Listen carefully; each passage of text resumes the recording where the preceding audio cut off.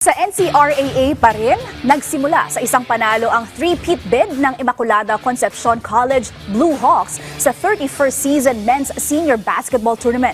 Matapos nilang talunin ng Asian Institute of Maritime Studies Blue Sharks 86-72 sa opening day noong Huwebes sa Cuneta Astrodome sa Pasay City. Balikan natin ang aksyon sa ulat ni teammate Daryl Oclares. Pinatunayan ng Immaculada Concepcion College Blue Hawks na sila ang back-to-back champions ng National Capital and Regional Athletic Association o NCRAA. Ito ay matapos nilang ilampaso ang Asian Institute of Maritime Studies Blue Sharks 86-72 para buksan ang kanilang three-peat bid sa 31st season ng NCRAA nitong Huwebes sa Cuneta Astrodome sa Pasay City. Hindi naging maganda ang simulan ng Blue Hawks na agad nalamangan ng double digits ng Blue Sharks sa mga unang tagpo ng laro. Pero dahan-dahan din itong binura ng defending champions at napababa pa sa isang puntos ang kanilang hinahabol matapos ang opening quarter 22-21. Sa ikalawang kanto naman, unang nakalasap ng kalamangan ng ICC pero hindi basta nagpaiwan ang Ames at tinuldukan ang first half na dikit ang laban 43-41 pabor sa Blue Hawks. Pagtungtong ng third quarter, gumanda na ang laro ng ICC na naging dahilan para unti-unti nilang tambakan ang Blue Sharks.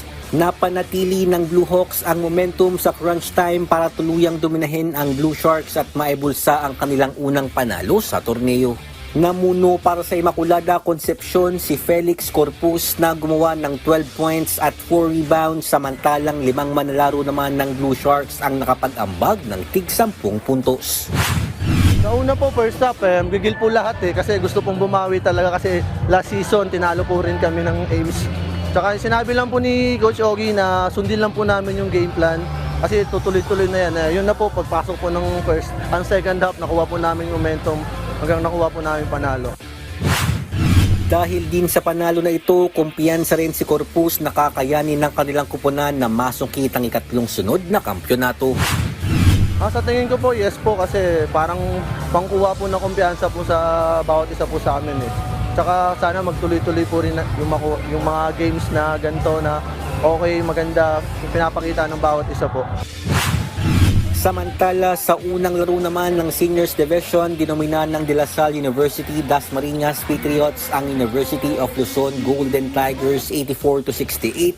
Habang sa Juniors Division, wagi ang ICC Blue Hawks kontra sa Emilio Aguinaldo College Cavite Vanguard 61-53. Patikim pa lamang yan sa mga maaksyong hardcourt battle sa 31st season ng NCRAA Men's Basketball Tournament.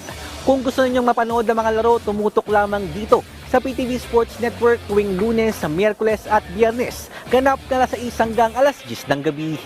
Mula rito sa Cuneta Astrodome sa Pasay City, Daryl Oclares para sa Atletang Pilipino para sa Bagong Pilipina.